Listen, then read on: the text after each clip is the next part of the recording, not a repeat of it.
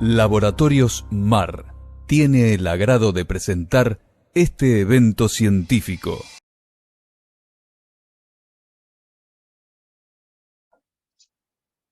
Bueno, este es el taller que voy a compartir con ustedes, la que sigue.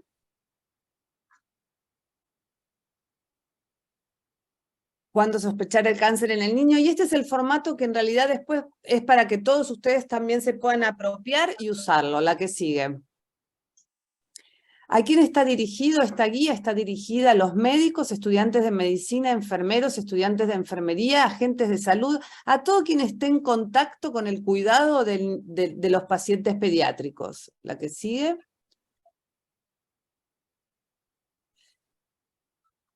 ¿Por qué? Porque el cáncer se diagnostica precozmente, es potencialmente curable. Pensemos que actualmente aproximadamente 8 de cada 10 niños con cáncer se curan. En países desarrollados son entre 8 y 9, en Argentina más o menos 7 de cada 10. ¿Por qué? Para que los niños con cáncer tengan la posibilidad de recibir un diagnóstico oportuno y una derivación adecuada en caso que la requiera. La que sigue. Los objetivos es mejorar el pronóstico, tratamientos menos intensos con menores complicaciones, disminuir las secuelas orgánicas y psicológicas, y todo esto conlleva a un menor costo económico. La que sigue. En Argentina hay aproximadamente 10.500.000 niños menores de 15 años. Nosotros con el registro llevamos actualmente más de 30.000 niños registrados desde el año 2000. El 80% de los chicos con cáncer en Argentina se atienden en hospitales públicos. Son 30 las unidades de oncopediatría que se encuentran a lo largo y ancho del país, no todas con las mismas capacidades de resolución. Hay centros con alta complejidad, hay centros con complejidad intermedia y hay centros de complejidad estándar. Y hay un grupo que se llaman UDRS, que son unidades de diagnóstico, referencia y seguimiento del paciente, que no atiende pacientes oncológicos, pero sí se encarga del diagnóstico, la derivación y posteriormente el seguimiento. En Argentina hay un promedio anual de 1.350 niños con cáncer menores de 15 años por año. O sea, piensen que más o menos entre 1.300 y 1.400 chicos se diagnostican por año. Eso es un número muy pequeño, que con eso se entiende la poca sospecha que tiene uno en general en que un niño pueda tener cáncer. De esos más o menos 1.350 niños, 500 son leucemias, 260 aproximadamente tumores del sistema nervioso central, y el resto entre tumores sólidos y linfomas.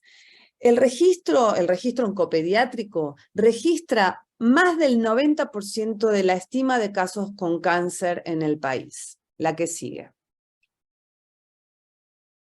Es la primera causa de muerte por enfermedad en el grupo de entre 5 y 15 años, con una tasa de mortalidad de 38 por millón. ¿Esto qué quiere decir? Que se mueren en Argentina aproximadamente 400 chicos con cáncer por año, entre 380 a 400. La que sigue.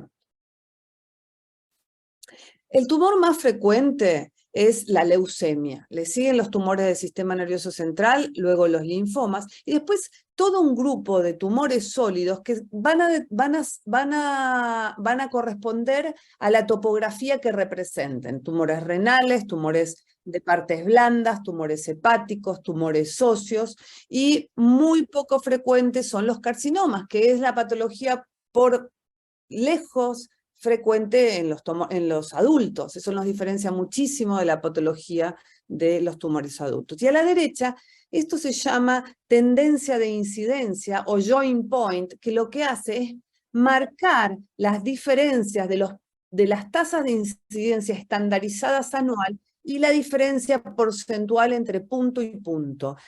Nosotros en Argentina, en los últimos 20 años, no tuvimos un aumento de tasa de incidencia significativo. Se han mantenido las tasas de incidencia estables en todos estos años. Esta es una pregunta que todos nos hacemos, escuchamos, vemos más cáncer, pero en realidad la tasa de incidencia estandarizada es la misma, la que sigue.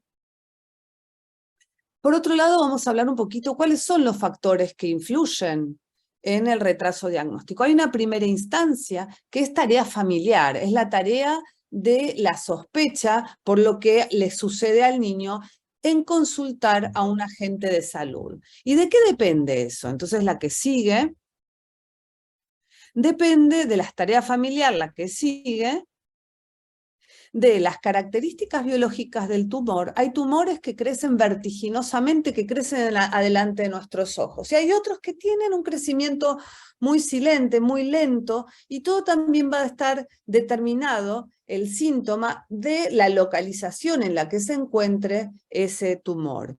Y por último, es la consulta tardía de los padres. La verdad que llevando tantos años y haciendo oncopediatría, los padres consultan, y no consultan una vez, consultan muchas veces, porque muy probablemente desde la primera vez uno no sospecha inicialmente que se trate de una patología oncológica. Entonces son consultas muy reiteradas y hacen muchos circuitos los pacientes hasta que se sospecha y se confirma la patología oncológica. La segunda instancia tiene que ver desde que él consulta al médico y el médico sospecha hasta que se hace el diagnóstico de cáncer. Eso ya se hace dentro de lo que es la instancia profesional. ¿Y eso de qué va a depender? La que sigue va a depender del conocimiento que tenga el profesional y la actitud que tenga el equipo médico. Entonces, esa es una de nuestras misiones como profesionales, es difundir, es nuestra responsabilidad como oncólogos, compartir con todos ustedes el que un niño puede tener cáncer y que entre dentro del imaginario de todos nosotros.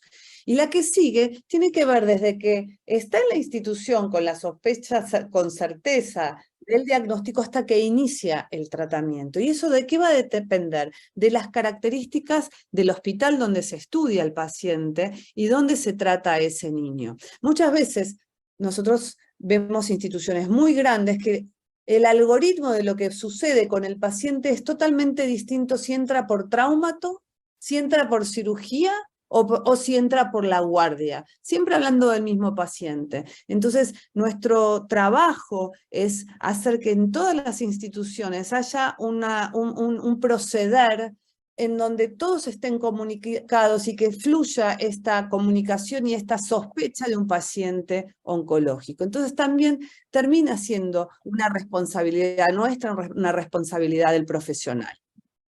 La que sigue. Entonces, redondeando tiene que ver con los... Bueno, entonces ya pasamos a... Sí, la anterior. La anterior, ¿eh? Ahí. Vamos a... ¡Ay, que se nos va! Para atrás. Una más para atrás. Ahora Espere, lo que vamos a hacer... ¿esta es esta? Porque sí, se nos me quedamos... fue. Sí, esta está perfecto. Ok. Vamos a hablar puntualmente, vamos a ir recorriendo cuáles son los signos y síntomas más frecuentes con los que los vamos a ir describiendo. Y el primero que aparece, que por lejos es el más frecuente, como dijimos, la leucemia es la patología más frecuente, es la fiebre púrpura y anemia. ¿Y qué podemos decir de la fiebre púrpura y anemia? La que sigue, que es una urgencia infectológica. Siempre es una emergencia. Con esto no se demora, el paciente se compensa, se hidrata, se ponen antibióticos, se cultiva y se deriva a un centro de máxima complejidad. Estos pacientes son bombitas de tiempo, se nos van en muy pocas horas, o sea que uno tiene que ser muy, muy rápido en actuar con estos pacientes. Se deben derivar urgente a un centro de alta complejidad. No hay que hacer ningún estudio, ya con la semiología, un chiquito taquicárdico, séptico, hay que compensarlo y derivarlo. La que sigue. Entonces vamos a ver cuál es la patología. Entonces, lo que yo hice es como un resumen de qué un pediatra sí o sí tiene que saber por ejemplo, la patología más frecuente, que es la leucemia aguda. La leucemia es la que es de mayor incidencia, se da entre los 3 y 5 años. Hay varios tipos de leucemia, pero los dos más frecuentes, por lejos 80% es la leucemia linfoblástica, 20% mieloblástica. Las formas de presentación son palidez, dolores articulares intermitentes, fiebre, sangrado, infecciones severas. Examen físico, hepatoesplenomegalia, adenopatías cervicales, inguinales, axilares, palidez, petequias, taquicardia, agrandamiento testicular. ¿Cómo se hace el diagnóstico? Se hace por punción, aspiración de médula ósea y punción lumbar. Lo que es muy importante es que el material debe ser estudiado por un laboratorio con experiencia en citogenética, inmunología y molecular. O sea, no es algo que uno hace una médula y requiere un diagnóstico muy específico de alta complejidad, con lo cual es preferible, si hay una sospecha diagnóstica, derivar al paciente. El tratamiento es quimioterapia, dura entre 18 y 24 meses, en algunos pacientes requiere trasplante de médula y la sobrevida es del 70% aproximadamente. En Argentina, el 40% de los niños con leucemia en algún momento de su tratamiento van a tener que emigrar a un centro de mayor complejidad. Y la sobrevida acá está, es mucho mejor la sobrevida de la leucemia linfoblástica que de la leucemia mieloblástica. La leucemia linfoblástica es del 72% y mieloblástica del 50%. La que sigue. Ahora vamos a pasar a lo que son los aumentos del tamaño ganglionar, algo que es sumamente frecuente, que lo vemos todos los días en los consultorios, pero estos ganglios tienen ciertas particularidades. La que sigue. Los ganglios tumorales son mayores a 3 centímetros, en general son no dolorosos, responden parcialmente al tratamiento antibiótico, pero persisten en el tiempo, se adhieren a planos profundos y no desaparecen con el tratamiento antibiótico. Más de 4 semanas sin respuesta a un tratamiento, considerar biopsia. Pero cuando uno considera biopsia, tiene que considerar la biopsia no solo quién hace la biopsia, que en general lo ideal es que no sea un residente de primer año, sino que sea alguien que sabe que tiene experiencia en patología tumoral, sino es después qué uno hace con el material de la biopsia. El material de la biopsia, lo mismo que de la punción aspiración de la médula, tiene que ir a un patólogo con experiencia pediátrica.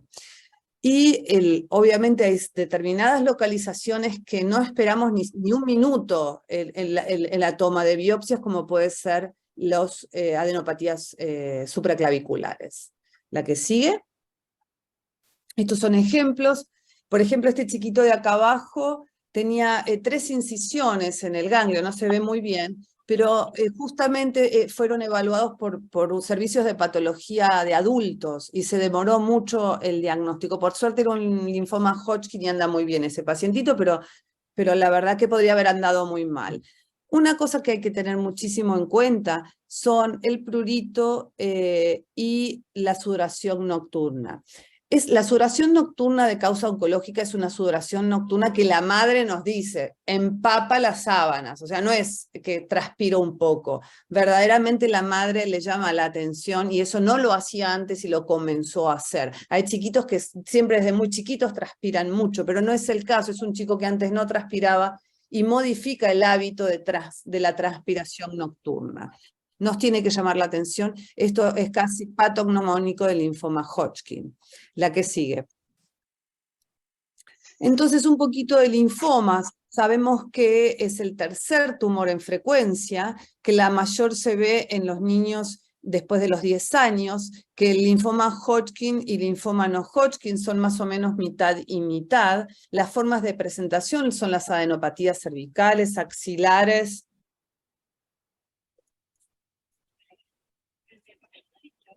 Ay, ¿me fui? No, estás bien. Ah. No, se la ve bien, doctora. ¿Usted perdió la imagen? No, ahí volvió. Mire que yo Estaba cuando en toco, linfomas. se me va la... Ahí está. Ahí, Estamos por acá. linfoma. ¿Vamos bien por ahora? No van a poder contestar porque están bloqueados. Pero los que me escuchen, los que pueden contestar, ¿vamos bien? ¿Se entiende? Si se escuche, va perfecto. Solo yo a veces me pierdo y toco a veces cuando no tengo que tocar, nada más. Pero va Bárbaro, bien. perfecto. Entonces las formas de presentación son adenopatías cervicales, axilares, inguinales, pérdida de peso, súper importante, también es muy característico del linfoma Hodgkin, la madre refiere, transpiración y también que pierden de peso, prurito, fiebre prolongada, dolor abdominal, distensión, vómitos y diarrea. El examen físico en los linfomas nos llaman la atención las adenopatías, las masas abdominales más frecuentemente en zona iliocecal y también los cuadros respiratorios a repetición. El diagnóstico diferencial es la adenopatía infecciosa, arañazo de gato, las leucemias y neuroblastomas. ¿Cómo se hace el diagnóstico? De vuelta, bueno, es la biopsia, el tratamiento es la quimioterapia, el alto riesgo a veces se tiene que irradiar, y tiene muy buena sobrevida el linfoma, de 83%, pero si se fijan, el linfoma Hodgkin tiene una sobrevida de más del 90%. En general son pacientes que bien tratados nos va muy bien. El 40% también para algún momento de su tratamiento debe migrar en Argentina.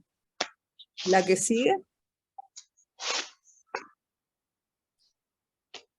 Y ahora vamos a ver aspectos importantes de la radiografía de tórax, y acá la que sigue me voy a detener unos momentos, porque es súper importante la técnica de radiografía. Y siempre digo lo mismo, ¿no? Cuando uno pide una radiografía y recibe la placa, es importantísimo darse cuenta de que tenga una buena técnica, porque muchas veces por mala técnica no se arriba al diagnóstico, y cuando uno la pide es porque tiene intención de ver algo, y si no lo puede ver, hay que volver a pedirlo.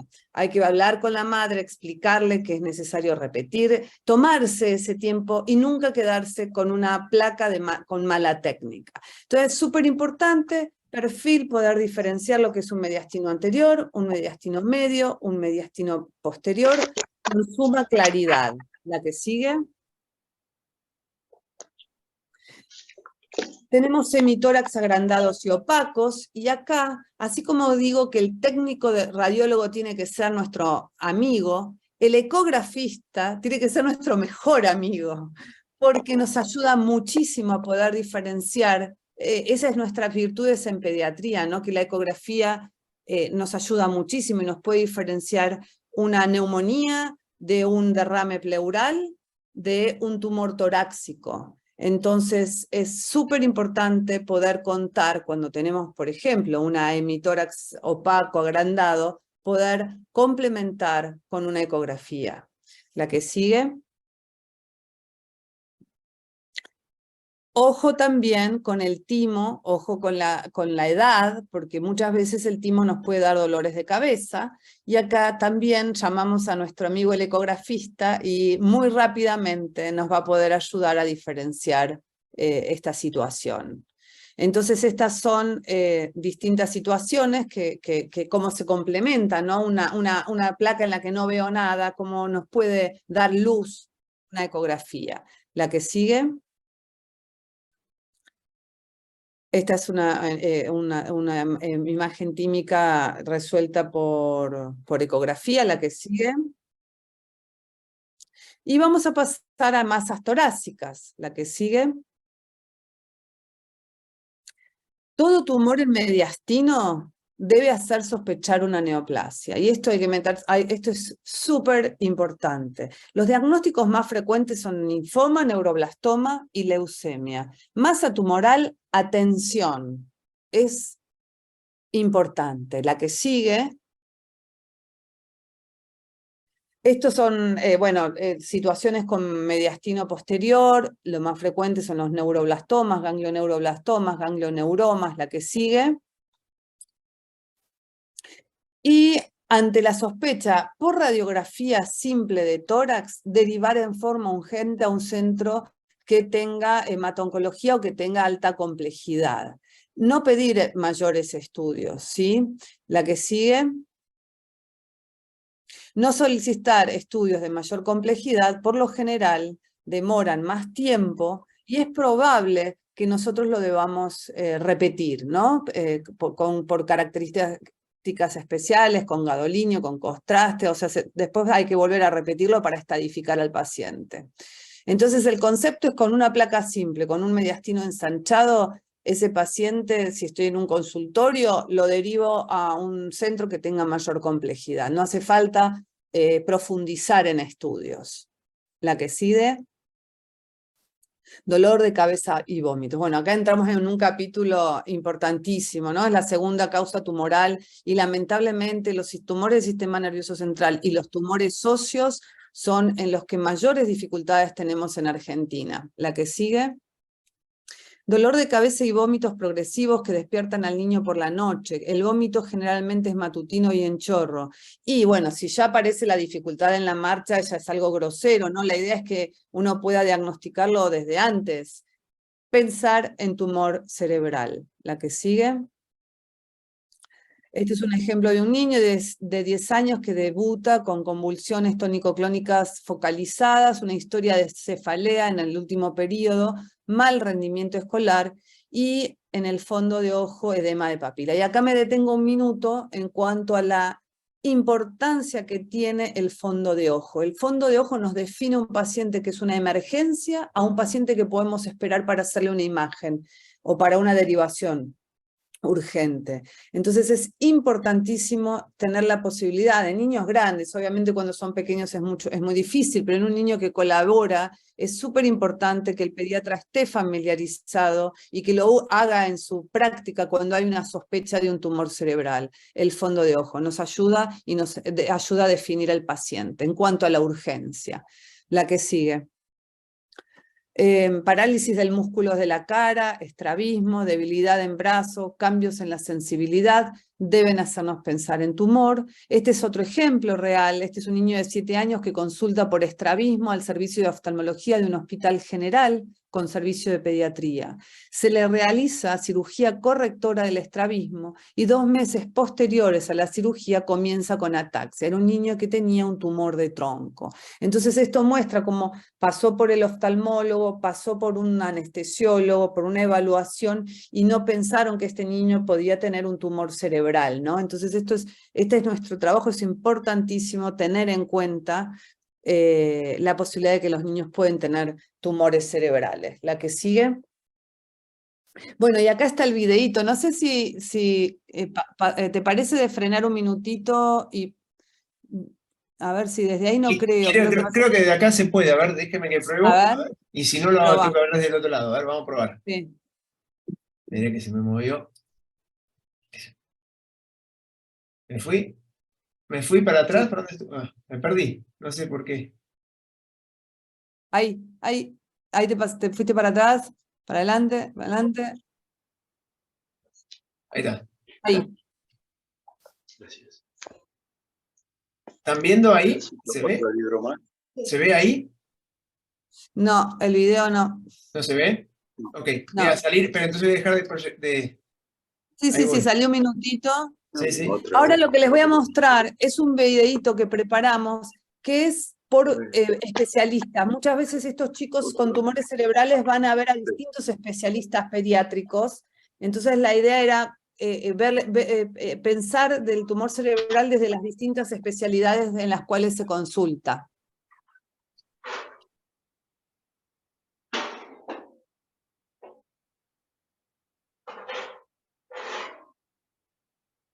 Este video también sería bueno que se lo queden todos ustedes también.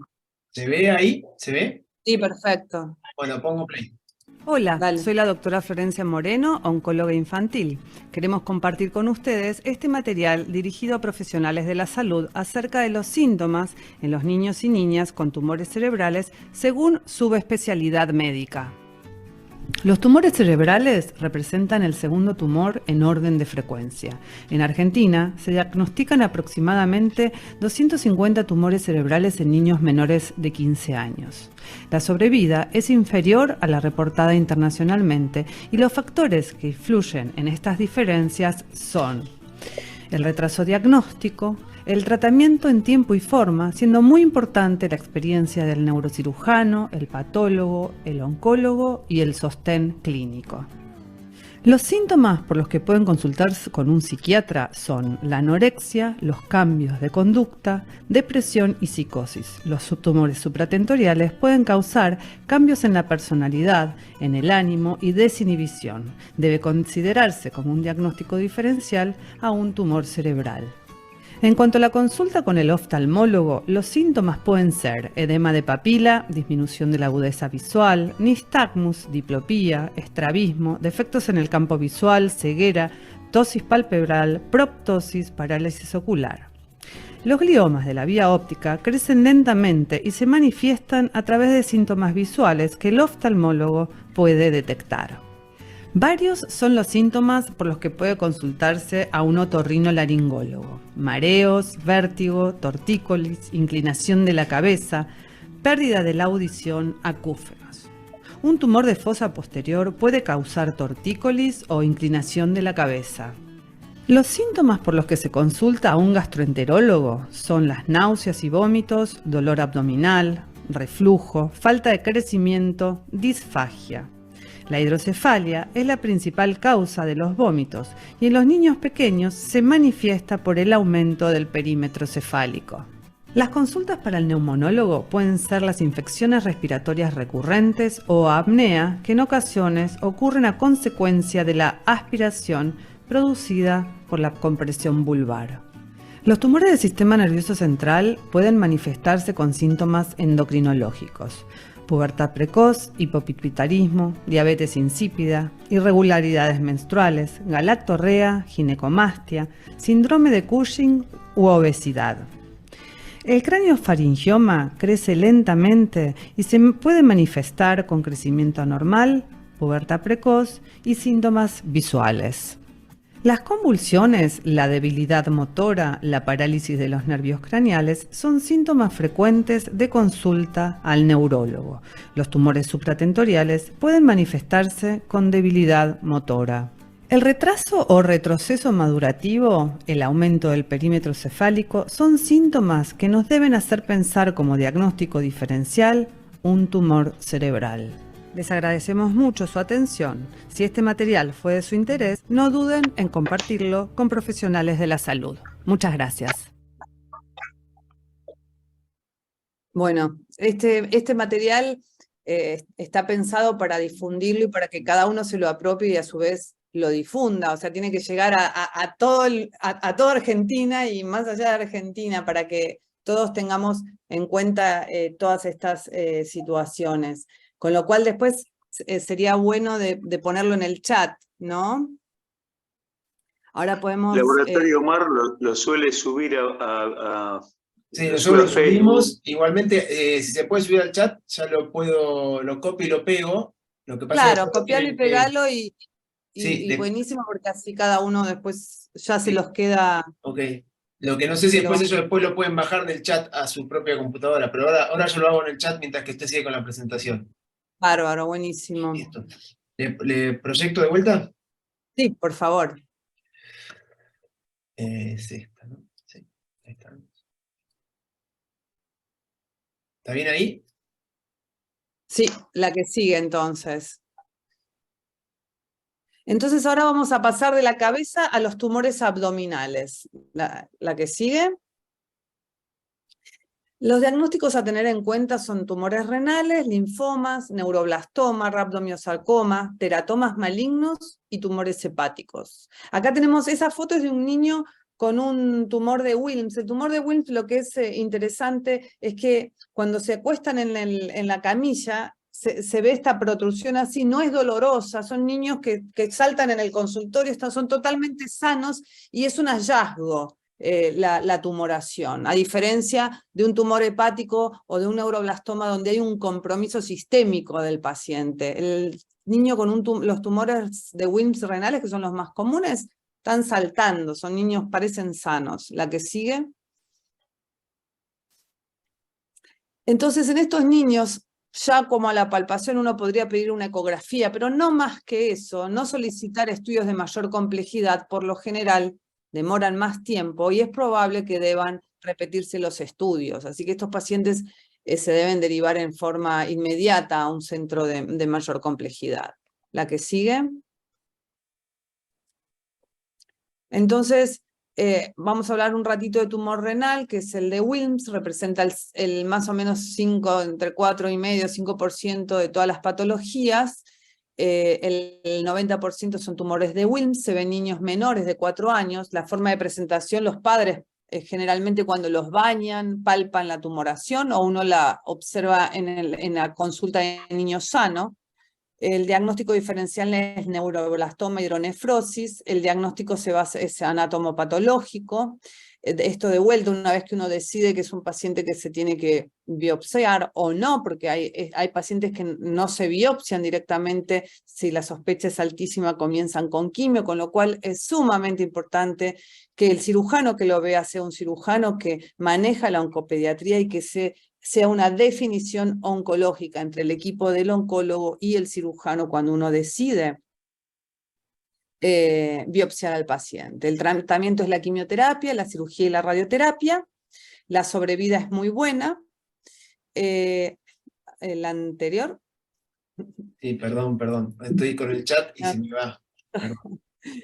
Ahí está. Perdón. No, lo que les quería mostrar es que la sobrevida es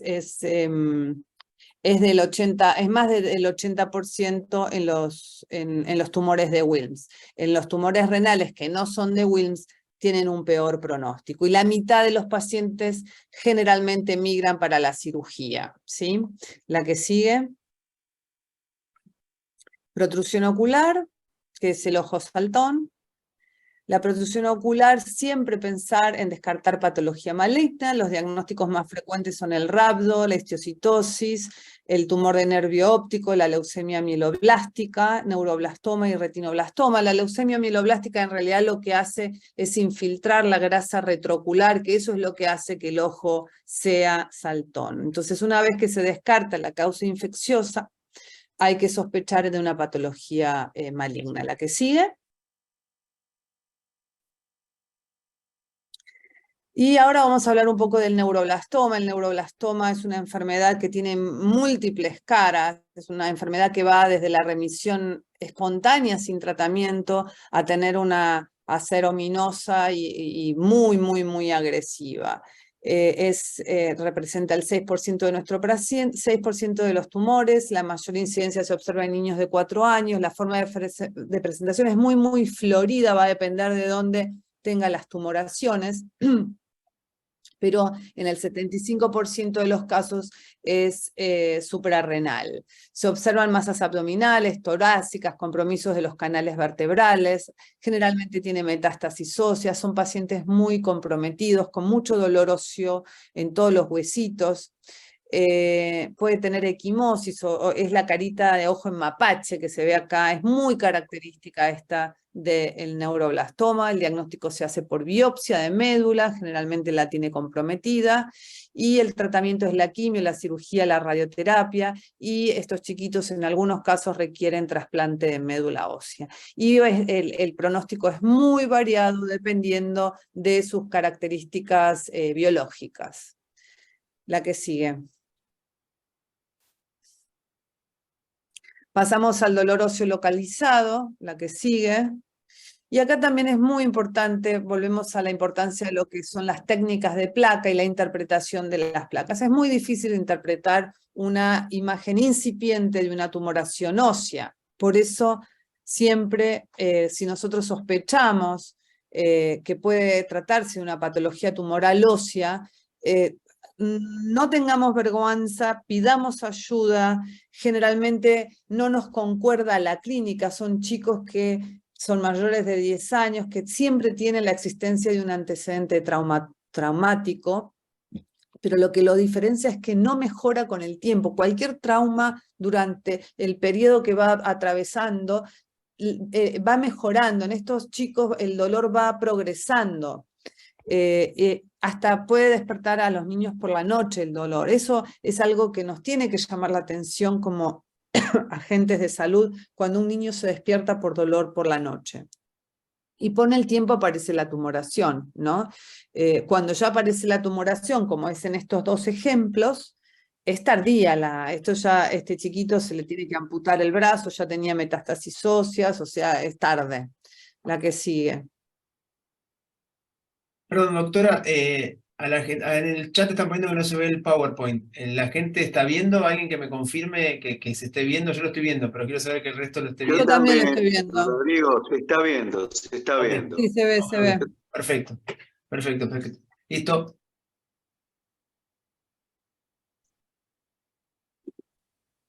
Entonces, acá son aspectos importantes. Entonces, uno, ¿qué se tiene que fijar, ¿no? En esta es una lesión osteolítica con áreas de esclerosis. No sé si, bueno, esto es lindo verlo juntos porque podemos ir, yo les puedo ir mostrando, ¿no? Pero si ustedes ven que se ve, uno tiene que seguir siempre la línea de la cortical, ¿no? Y ver cómo está la cortical y si hay reacción perióstica, espiculada, radiante, y hay compromiso de partes blandas. Se ve claramente, estoy mirando la figura número 1. Ven que la parte blanda también se ve afectada. Pasamos a la 2, que es una RX de rodilla con un patrón apolillado. No sé si lo llegan a ver, que se ve bien apolillado y permeativo con compromiso metafisario. Esto es característico de la leucemia, que se ve bien el hueso apolillado. No sé si lo alcanzan a ver. Sí. Y en la figura, eso es la figura 3. Y en la figura 2, que es la que está abajo de todo, es una tibia y peroné, donde se ven alteraciones en las márgenes, en el margen óseo del peroné y reacción perióstica en catáfilas de cebolla. Esto es muy característico del sarcoma de Ewing. La que sigue. Bueno, esto es terrible, ¿no? Cuando uno ya ve esto es horrible, pero lo que hay que ver es que la figura 5, que es la que está a la derecha, es una placa, una radiografía de hombro inicial. Esta es la inicial, que ya se observaban alteraciones de la densidad ósea a nivel metafisaria y una incipiente interrupción, que se ve perfecto, de la cortical en el contorno interno. Entonces, esto fue 10 meses antes que se hizo el diagnóstico, que a la izquierda se hizo el diagnóstico. O sea que fíjense que perdimos 10 meses en este paciente falleció, ¿no? Pero ya con la primer placa uno podría haber hecho un diagnóstico en tiempo y forma. La que sigue. La que sigue. Entonces este es otro ejemplo real, es un niño de 13 años que consulta por tumoración postraumática en pierna derecha, es controlado por su pediatra durante 4 meses con radiografía que vistas retrospectivamente mostraban patología desde su primer consulta. El diagnóstico fue un osteosarcoma. Esto lo vemos muy frecuentemente y esto tiene que ver con lo mismo que hablábamos desde el principio, o sea, es muy difícil interpretar una placa cuando uno no está habituado a ver placas con tumores óseos. Los tumores óseos son rarísimos, o sea, uno tal vez puede atravesar toda su vida como pediatra sin ver un tumor óseo, con lo cual lo que tiene que estar alerta es a la clínica, a los padres están desesperados porque el chico está con dolor progresivo, está todos los días con el dolor, o sea, cuando algo no nos cierra, y la placa, no estamos con experiencia de ver tumoraciones en placa, tenemos que pedir ayuda con la placa, juntarse de a 2, de a 3, mandar. Ahora que es muy fácil compartir imágenes, tal vez compartir la imagen con alguien que tenga un poco más de experiencia. La que sigue. Entonces los tumores óseos más frecuentemente es el osteosarcoma, después le sigue el sarcoma de Ewing, y se observa en niños mayores de 10 años, los chicos que ya están en el empuje puberal. La forma de presentación es dolor, tumoración y componente inflamatorio, comprometiendo las partes blandas. Al examen físico, aumento del tamaño del hueso, el diagnóstico diferencial, la osteomielitis, el granuloma eosinófilo, un tumor óseo benigno. ¿Y cómo se hace el diagnóstico y la biopsia? Y acá de vuelta es importantísimo que el traumatólogo que haga la biopsia que tenga criterio oncológico, porque donde uno decide hacer la biopsia, no lo sabe hacer cualquier traumatólogo infantil. Tiene que tener experiencia en tumores óseos, o sea que es preferible derivar al paciente a un centro de mayor complejidad. Y el tratamiento y el pronóstico se hace quimio, cirugía, y todavía lamentablemente seguimos haciendo muchas amputaciones, muchas más de las que nos gustaría hacer, pero tratamos de hacer conservación de miembros. Se está haciendo reemplazos, se está haciendo con reemplazo de hueso cadavérico, que están andando bien, y si no, con prótesis. Muy difícil conseguir prótesis, así que son pacientes que son muy difíciles de manejar. La sobrevida es del 50% o menos del 50%, y por eso yo les dije desde el principio que tanto tumores óseos como sistema nervioso central nos están costando mucho en Argentina. La que sigue. Y vamos a la leucocoria, mancha blanca en la pupila. Esto es retinoblastoma, es una patología que es muy poco frecuente, es del 3 al 4%, se da en niños menores de 2 años. Los padres observan generalmente la leucocoria, que es la mancha blanquecina. No se olviden de esta foto que ven acá, porque muy probablemente muchos de ustedes nunca hayan visto una leucocoria. Y cuando uno no ve es difícil ver, digamos, porque entonces este es casi patognomónico de un retinoblastoma.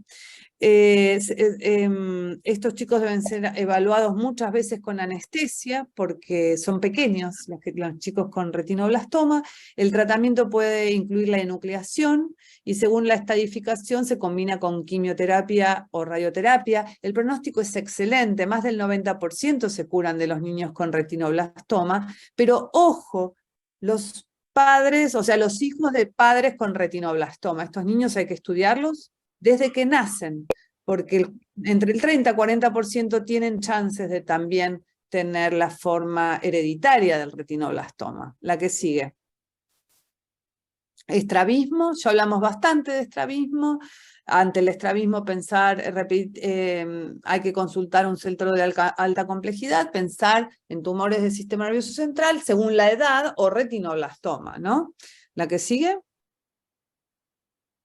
Dolor óseo generalizado. Recién hablábamos de dolor óseo puntual, ahora hablamos del generalizado. Un poquito hablamos porque hablamos del neuroblastoma, que es uno de los tumores que más dolor óseo da junto con las leucemias, ¿no? Por lo general obedecen a causa benigna, pero si se prolonga en el tiempo y es progresivo, y despierta al niño por la noche, impide que juegue, esa es otra cosa que hay que escuchar a los padres. Cuando un padre dice no quiere jugar, al niño algo serio le está pasando, ¿sí?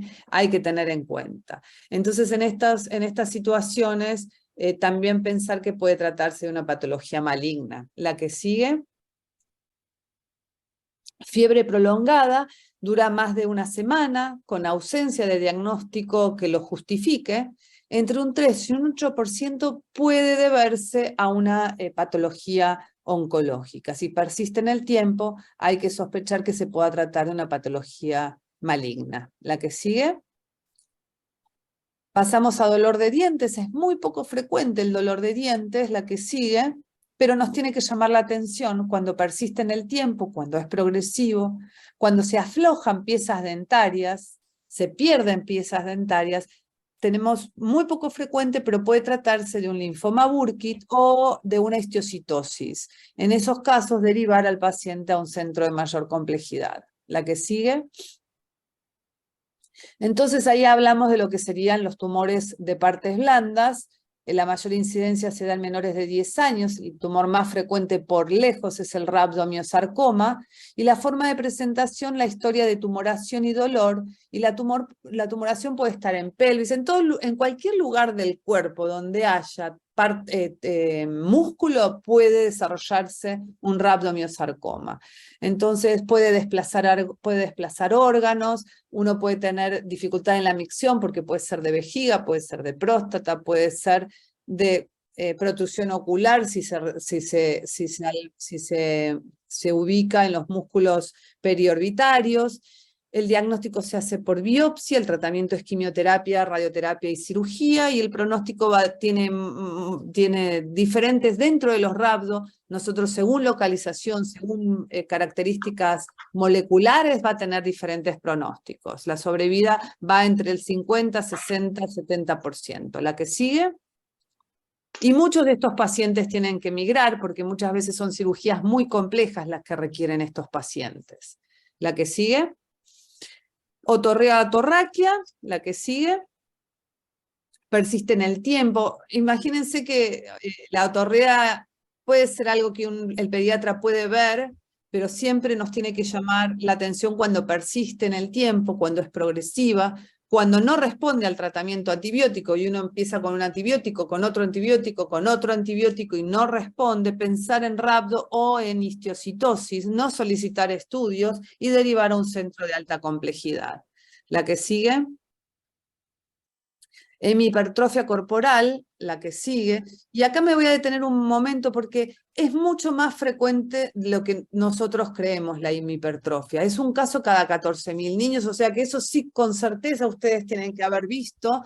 Son esos chicos que pueden tener un cachete más grande, una mano, un pie, un cachete de la cola, un gemelo, o que la madre te dice, pero calza una zapatilla en un pie y otro talle en la otra. O sea, eso es hemihipertrofia. ¿Y por qué es importante como pediatras identificar una hemihipertrofia? Porque son chicos que durante la edad temprana tienen mayor posibilidad a desarrollar patología embrionaria, como puede ser el tumor de Wilms, el neuroblastoma o el hepatoblastoma. Estos chicos tienen que entrar a un control, hay que hacer el protocolo de lo que sería la pesquisa en los pacientes con hemihipertrofia, que requieren una ecografía cada 3, 4 meses, cada uno tiene su escuela, ¿no? Hasta que cumplan 7 años. ¿Por qué? Porque nosotros podemos identificar a un tumor de un crecimiento muy, muy lento, donde realmente el pronóstico es el día y la noche. O sea que es muy importante tener en cuenta la hemihipertrofia. La que sigue.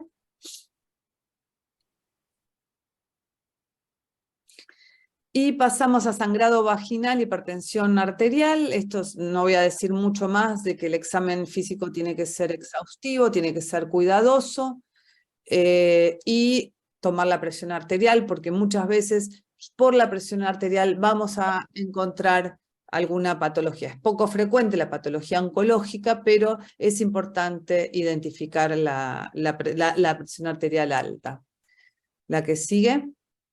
Y ya por último, ya casi último, pubertad precoz, virilización, la que sigue. Pensar en tumor del sistema nervioso central, o tumor de ovario, o tumor suprarrenal. En estos chicos no solicitar estudios porque van a requerir mayor exhaustividad en los estudios. Este es un ejemplo de situación real, una niña de 7 años que consulta por distensión abdominal e hirsutismo de reciente comienzo y terminó siendo un tumor de ovario. La que sigue.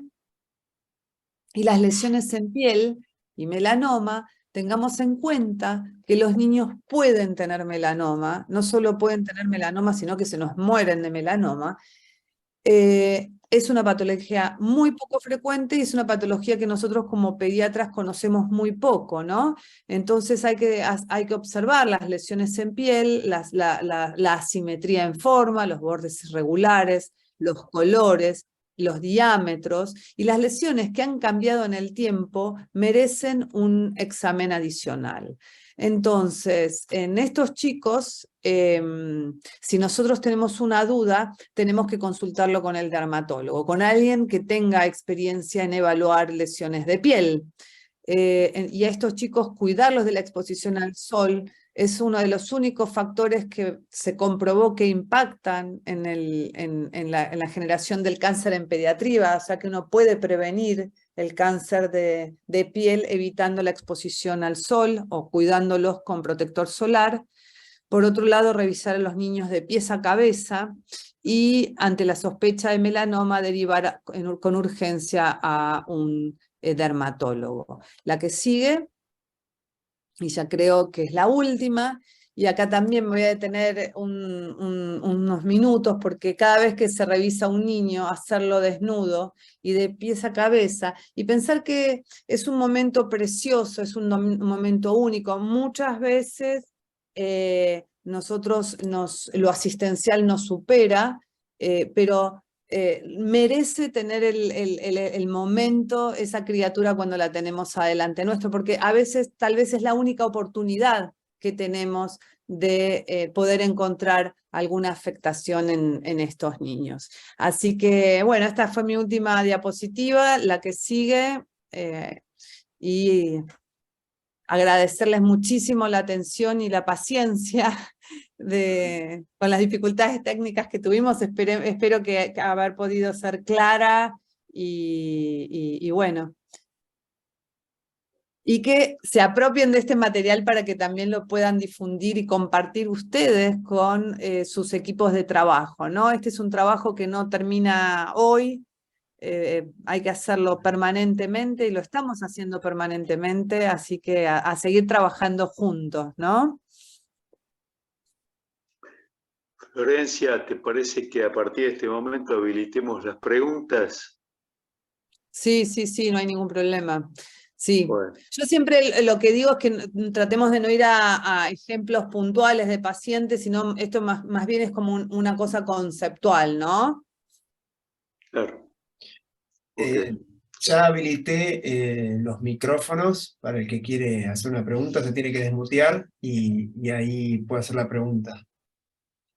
Y ahí están poniendo algunos no se animan y hacen las preguntas por el chat, doctora. No, sí, acá son lindas las cosas que dicen. Bueno, muchas gracias, a mí me da muchísimo gusto compartir con todos ustedes.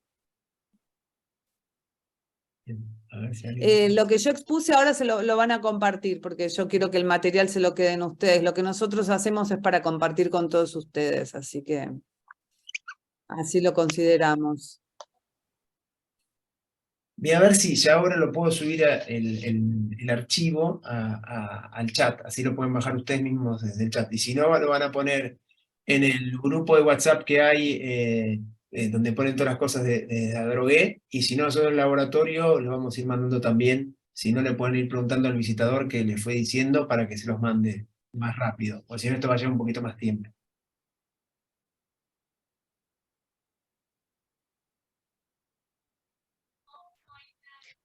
¿Puedo hacer una consulta? Adelante. Con el tema de la protrusión ocular, un paciente que, por ejemplo, tiene protrusión ocular sin ningún otro síntoma así que nos llame la atención, ¿se justificaría hacer una tomografía? Yo te diría que sí, obvio, se debería hacer una tomografía, pero yo lo derivaría a un centro donde lo pueda evaluar un oftalmólogo que le pueda hacer una buena evaluación. ¿Qué edad tiene el paciente? No, yo pregunto en general. Porque En general, la sospecha... sí. No, yo no pediría una tomografía porque después, ¿qué harías vos con la tomografía? Yo lo evaluaría, lo derivaría a un centro que tenga buena oftalmología o para que ellos tal vez hagan otra, tal vez no es necesaria una tomografía y habría que hacer una resonancia con contraste. Lo evaluaría, haría que lo evalúe alguien que tenga experiencia que tenga mucha experiencia. Porque muchas veces uno pide una tomografía y tal vez no era lo que sería indicado pedir una tomografía. Nosotros después terminamos pidiendo una resonancia con contraste. Si es un niño pequeño, lo anestesiaste para hacer una tomografía y en realidad no era una tomografía lo ideal. ¿Se entiende? Sí, perfecto. Gracias. Hola. Sí, ¿qué tal? Buenas. Soy el doctor Carrillo que reaparecí. ¿Cómo andan? ¿Me escuchan? Sí, Se escucha bueno. perfecto, doctor, se escucha perfecto. Qué suerte. Bueno, sí, porque me quedé sin internet. Bueno, me pareció bárbara la clase, Florencia, y quería resaltar algunas cosas. Primero, que es una enfermedad rara, rarísima, que los pediatras no estamos acostumbrados a diagnosticar. Y me gustó mucho el tema de la derivación, es decir, derivación temprana, porque muchos de los casos que vos planteaste mostraban cómo de alguna manera se retrasó el diagnóstico, ¿no es cierto? Sí. Y me parece importante este concepto, ¿no? Después, la hemihipertrofia, también es interesante, que vos decís que es bastante frecuente, sí, a lo largo de la experiencia uno ve esos casos, y vos decís que hay como un programa de ecografía cada 3 o 4 meses en estos pacientes, ¿no es cierto? Sí, claro. Sí. Sí, Explicar un poco.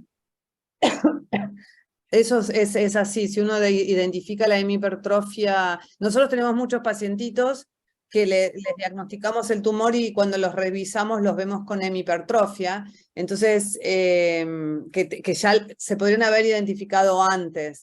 Y por eso trabajamos muchísimo en que los pediatras también internalicen la búsqueda de la hemipertrofia, porque es un caso cada 14.000, o sea que eso sí es algo frecuente. Sí, no es tan infrecuente, exactamente. Por eso, es mucho más frecuente de lo que uno está acostumbrado, pero si uno no lo busca, no lo encuentra. Claro. Florencia, fue muy importante, muy interesante todas las reseñas semiológicas que hiciste, aparato por aparato, de qué sintomatología dan los tumores. Eso estuvo muy, muy bueno. Hemos aprendido un montón.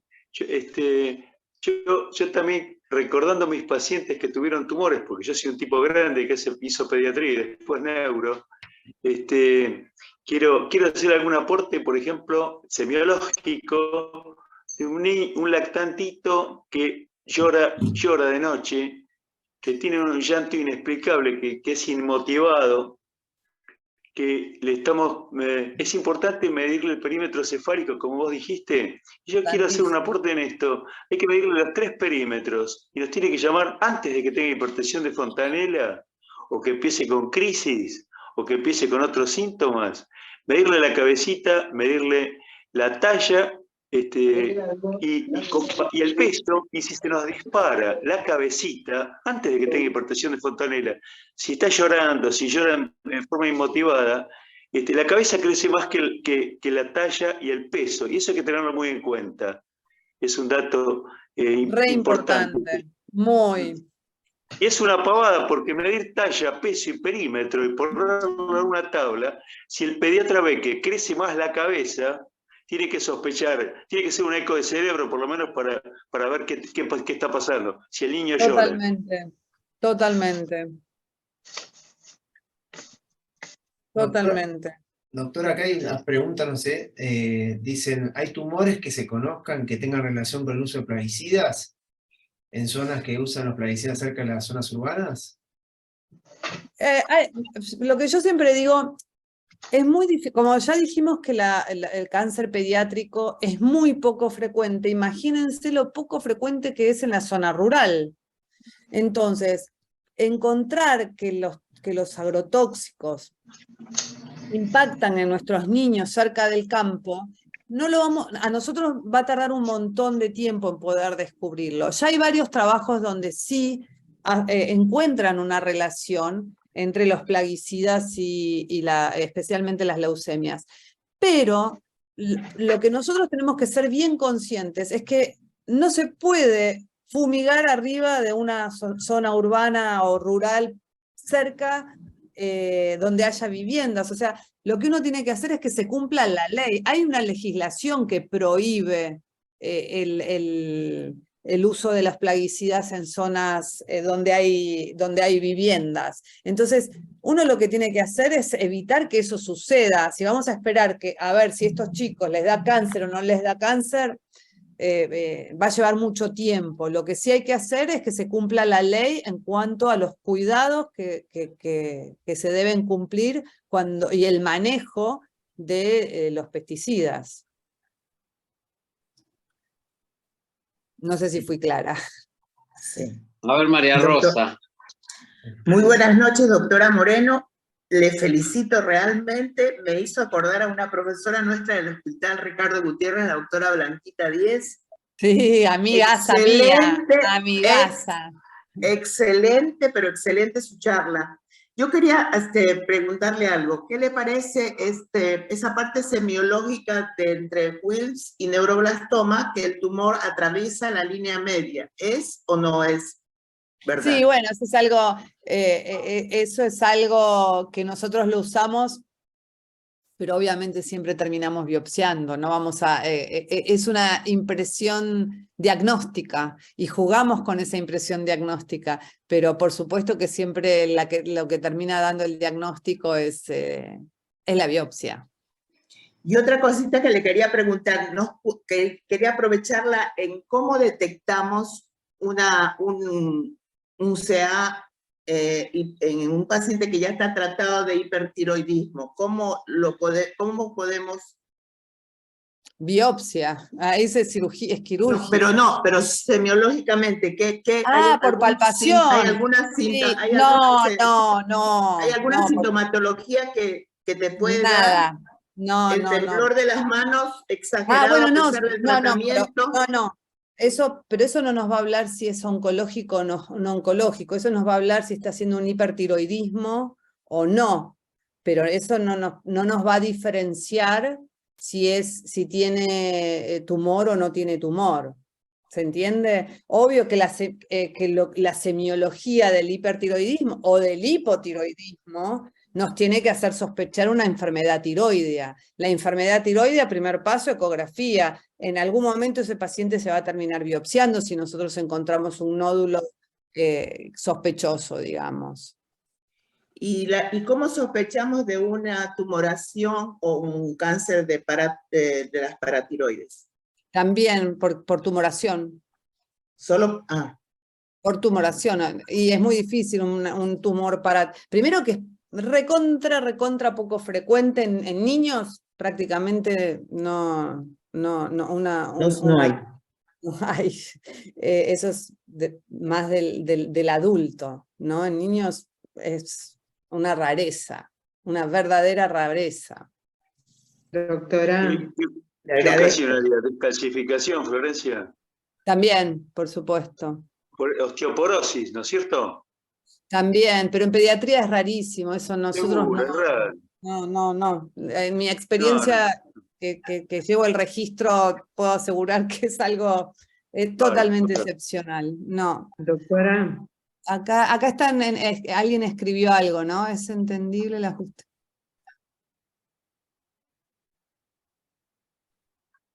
Acá están diciendo que en el interior es muy difícil conseguir derivar nuestros pacientes oportunamente y tratamos de agotar las herramientas que tenemos en nuestro lugar. Me gustaría, Juana, ¿de dónde sos? Chechi.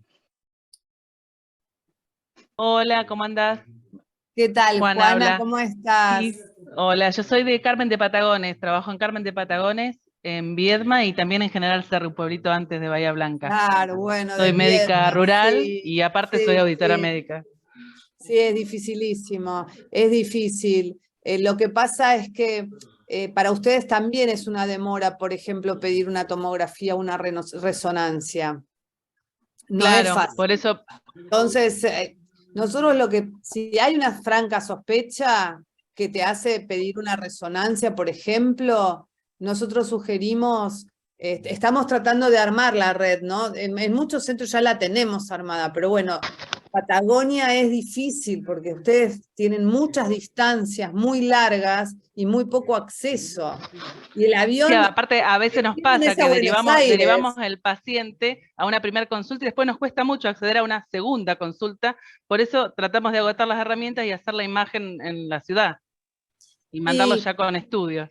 Sí, yo lo que sugiero a veces es, bueno, utilizar la telemedicina en todo caso, hacer consultas por telemedicina, o sea, a pedir una consulta en el Garrahan por telemedicina y a ver si ellos pueden ayudarlos, tal vez a no derivarlos, ¿no? A ver la imagen juntos o tratar de encontrarle la vuelta. Gracias. Pero acordate que está la comunicación a distancia, la OCD, donde vos podés consultar al paciente y te pueden ayudar a tal vez a no derivar, ¿no? Sí, generalmente cuando se deriva el tema es que generalmente el Garrahan toma pacientes no mutualizados, también eso nos pasa. Claro, ustedes tienen ese problema también. Desde esa parte también, porque por ejemplo yo cuando estaba en el hospital se podían presentar los pacientes, salvo que sea algún caso muy raro, te lo tomaban si era mutualizado, pero si no mutualizado no te están tomando pacientes. ¿A oncológicos te referís? Sí. Bueno, cualquier cosa llámenme a mí, yo coordino. Pásame el teléfono. Llámame y te ayudo. Pero tratamos de ver de dirigir más o menos el tránsito, digamos, como de la mejor manera, ¿no? Tratando de evitar las derivas. Nosotros no nos gusta derivar a los pacientes, pero tampoco queremos el retraso diagnóstico, ¿no? Que por esperar una tomografía o por esperar una resonancia... Imagínate que acá en la comarca ni siquiera tenemos alguien que haga anestesia general para estudios pediátricos, directamente tenemos que mandar a Bahía Blanca. Entonces es preferible tal vez derivarlo, que llegue a lo que se tenga que llegar y bueno, preferible eso que después se llegue muy tarde. Muchas gracias. Florencia, no sé si hablaste algo de la ley, yo perdí de la nueva ley. Sí, ¿por qué no nos decís un poquito? Bueno, tenía la presentación, pero ya es tardísimo. Sí, es muy tarde, sí, son muy tarde. Pero alguna... Sí. Bueno, una cosa muy importante es que salió la ley de oncopediatría, es una ley que se promulgó en junio, julio del 2022, ahora, que tiene un aspecto que es nuestro programa, el programa que coordinamos nosotros desde el instituto, que tiene que ver con el registro de los pacientes, la formación de los profesionales, el armado de la red de la oncopediatría, capacitación, investigación, son todas las líneas que nosotros trabajamos ya en el instituto. Esas líneas, la generación de un certificado único de paciente oncopediátrico, todo eso nosotros lo veníamos trabajando, pero ahora pasó a ser ley. Eso es muy bueno, y a esto se le sumó todos los beneficios de la ley que tienen que ver con una asignación única de paciente oncopediátrico, o sea, la familia va a recibir una asignación por hijo enfermo, también va a recibir el traslado gratuito de corta, mediana y larga distancia, también va a recibir... Si su vivienda no tiene las condiciones para cuidar a estos pacientes inmunocomprometidos, va a recibir también un subsidio para la casa. También el traslado, lo dije, vivienda, los padres van, una de la madre, padre o tutor, va a tener licencia por el tiempo que dure el tratamiento activo del paciente. Y por último, educación, garantizar educación, ya sea hospitalaria, en la casa, y bueno, y en el colegio, obvio, ¿no? Esos van a ser todos beneficios que van a cambiar muchísimo el transitar, ¿no? Doloroso que tienen estos pacientes con sus familias. Entonces, la autoridad de aplicación vamos a ser nosotros, va a ser el Instituto Nacional del Cáncer, y en este momento estamos trabajando, por eso también estoy con muchísimo trabajo en la reglamentación de esta ley, que se tiene que articular, como se imaginarán, con el ANSES, con transporte, con economía, con todos los ministerios que se le ocurran, tenemos que trabajar. A su vez, todo esto tiene que ser aprobado con cada provincia, tiene que acordar en esta ley. O sea que esto es un trabajo a largo plazo, pero con certeza va a ser algo que va a impactar positivamente en los pacientes, ¿no? No está funcionando, entonces, no está activa la ley. La ley está promulgada, pero todavía no está reglamentada. Recién estamos reglamentándola en este momento. Estamos trabajando muchísimo en eso. ¿El número de la ley que están preguntando, doctora, es? ¿El número? Sí, ¿se acuerda o no? Sí, ya te lo digo. No, de memoria no me lo acuerdo, pero te lo digo ya. No lo tengo acá. El número de la ley en reglamentación es la 27.674. Doctora. Sí. ¿Me escucha? Sí, perfecto. Soy Mercedes Lamensa, vivo en General Belgrano, provincia de Buenos Aires, a 150 kilómetros de Capital. No, mi pregunta puntual es la siguiente. Yo tengo puntualmente una paciente que debutó con una psicosis y a mí también se me ocurrió pensar de mi formación de residente a ver si esta chica no tiene un tumor cerebral. En estos casos, ¿qué le solicitamos al paciente? ¿Un TAC o una resonancia? Un ataque. Si es así, en principio se puede hacer. ¿Qué edad tiene? 14 años. Y ¿cómo es su contexto familiar? ¿En qué sentido, me preguntan? Si es una chica que era totalmente saludable, una familia armoniosa, Absolutamente. o viene de un... Absolutamente saludable, que a punto de partida de un hecho fortuito, es una chica muy estructurada, pero que debutó así con una psicosis. Está en tratamiento psiquiátrico, está en tratamiento psicoterapéutico, pero a mí también se me ocurrió, no tiene signos de foco, sí. se me Bueno, ocurrió estos pensar son, a ver si esta sí, chica no tiene un tumor cerebral. sí, yo le haría una tomografía. Bien. No Muchas va a ser la gracias. primera vez que nos pase nosotros tuvimos internada en el hospital una chica con un diagnóstico psiquiátrico, y después de 3 o 4 meses recién a alguien se le ocurrió que podía tener un tumor. Tenemos más de un caso así. Después tuvimos chicos con anorexia, que la seguía gastro durante meses y tenía un tumor cerebral y vomitaba porque tenía hipertensión endocraniana. Así que Bien, sí. gracias. ¿Qué opinás vos? El doctor Regueiro es neurólogo infantil. Yo, Florencia, también se puede hacer antes de una imagen un buen examen neurológico. Sí, examen neurológico, pero eso yo lo doy por sentado de que lo deben haber hecho, ¿eh? Un examen neurológico y un fondo de ojo antes de una tomografía, siempre. ¿Tiene fondo de ojo normal? Por eso, tiene fondo de ojo y examen neurológico normal. ¿Y examen neurológico normal? Normal. Sí. Bárbaro. Bueno, ya es algo muy positivo para descartarlo, que tenga eso es lo primero, por una supuesto. patología estructural, ¿no? Pero si el cuadro es muy florido, por ahí una tomografía, aunque sea, ¿no? No está mal. Sí. Tumores frontales, ¿no, Héctor? Un tumor frontal, totalmente. Los tumores frontales desfrontalizan. Claro. Es un adolescente. Lo primero que uno piensa es en la patología psiquiátrica, nada, después pensaría en un tumor. Lo que no dijo es el contexto familiar, no me quedó claro. ¿Por qué empezó después de un hecho muy traumático? ¿Qué le pasó? No lo contó la doctora.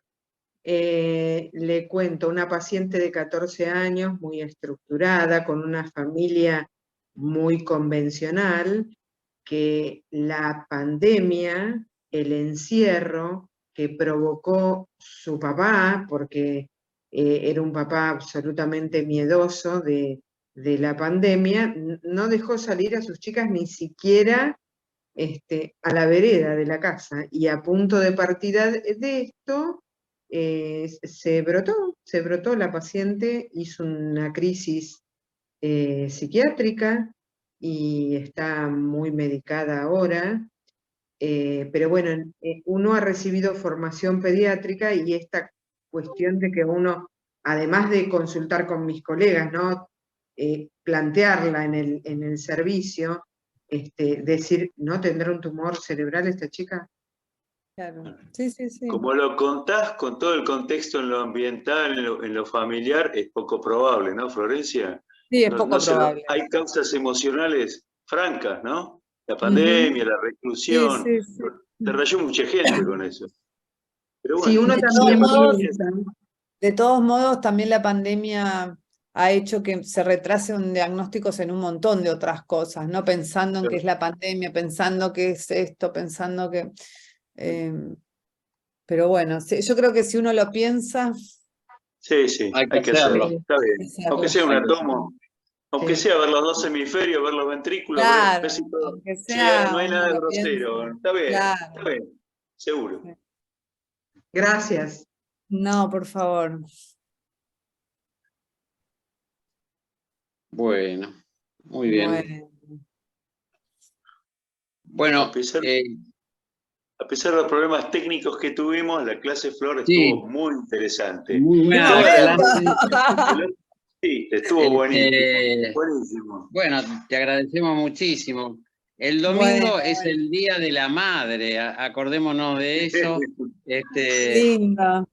Tengo una anécdota que me gustaría compartir con ustedes. Alfonsín, el presidente Alfonsín, tenía una mamá con la cual convivió durante muchísimos años, 70 años de convivencia, porque era longeva la mamá. Y resulta que sacan la ley de divorcio. Y la madre era muy creyente, muy cristiana, muy de iglesia. Entonces, cuando lo cuenta el historiador, cuando se promulga la ley esta, dice, uy, ¿cómo se va a enojar mi mamá? Y esa es la influencia que tienen las madres, ¿no es cierto? Y era un presidente, ¿eh? Fíjense qué importante. Así que bueno, les deseamos un feliz Día de la Madre a todas las mamás que están acá. Y muchas gracias. Bueno. Muchas gracias, muchas gracias. Hay una manito de la doctora Ornelia Currenti. Florencia, por ahí podría hacer una última pregunta. Perfecto, sí, sí.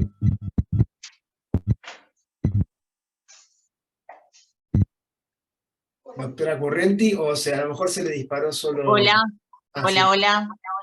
Hola, hola, Ornella. Hola, Gabriela, perdón. Ornella es mi hija, pero bueno. Eso nos quedó del Ya me COVID, pongo- nos quedó. Sí, ya me pongo... No sé cómo poner video, a ver. Ahí se te ve perfecto. ¿Ahí se ve? Sí, se te ve perfecto. Bueno, mi pregunta es, mi hija tiene 13 años.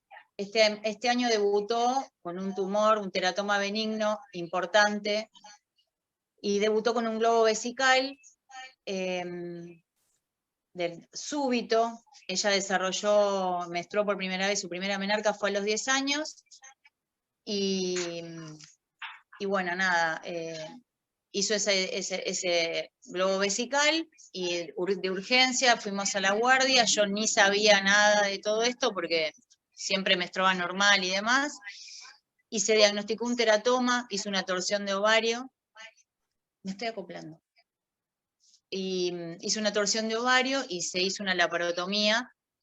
En realidad se hizo una incisión Fanesti porque no se pudo hacer una laparoscopía. Y bueno, se operó de urgencia y se extrajo una pieza quirúrgica de medio kilo, se tuvo que extraer el ovario, y bueno, terminó siendo, gracias a Dios, un teratoma benigno. Pero bueno, nada, mi duda era realmente si... A ver, yo tengo miles de dudas porque obviamente soy la mamá, porque uno en este caso, más que no me pongo en pediatra, sino aparte me pongo en mamá, y obviamente puse toda mi confianza en la ginecóloga que la está siguiendo ahora.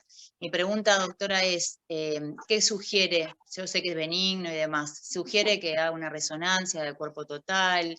¿Puede haber recidiva? Yo sé que por ahí esto es congénito probablemente y es benigno. Hasta ahora la biopsia y el resto de la ecografía que le hice nuevamente de control fue normal, los marcadores tumorales fueron negativos. Pero bueno, mi pregunta era, a ver, ¿qué más hacer como pediatra y como mamá para quedarme más tranquila? Porque ahora tengo el nuevo control de ecografía y demás, y yo sugería hacer una resonancia que no se hizo aún. Pero bueno, a ver qué me sugiere. Perdón que por ahí haga esta pregunta personal. No. La verdad que bueno, por suerte fue un teratoma maduro, de resección completa, está curada. Lo que sí hay que hacer los controles ecográficos y marcadores tumorales, me imagino que le hicieron.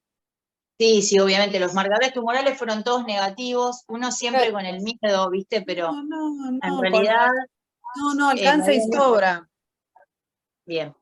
Decís que no haga una resonancia y demás, o alguna marcación especial, y eso no. Porque yo leí, y después, bueno, también me había dicho la ginecóloga que por ahí había recidivas del otro lado, digamos. No, que hay recididas, puede haber recididas si quedó, o sea, hay que seguir controlándola, por supuesto que hay que seguir controlándola. Sí, obvio que hay que seguir controlándola, por supuesto. Sí. ¿Y vos decís que una resonancia de cuerpo? No se necesita una de cuerpo entero, porque si recidiva localmente, no hace falta una de cuerpo entero. Bien, bárbaro. Bueno, perfecto entonces, muchas gracias. Perdón por ahí para algo personal, pero bueno, es mi paciente especial. Abrazo, doctor. Bueno, muy bien. Bueno, muchas gracias. Bueno, muchísimas gracias, Florencia. Gracias, Florencia. No, gracias a ustedes y bueno, después si quieren suban lo del YouTube para que todos lo puedan tener y la presentación. Sí, eso está muy bueno. Muchísimas gracias. Y la ley. Gracias, gracias. Gracias, Flor. Gracias. Muy amable por tu clase. Hasta luego. Gracias, Chao, muy linda la Rodrigo. charla. Gracias. Chao. Hasta el jueves que viene. Chao. El jueves que viene a todos.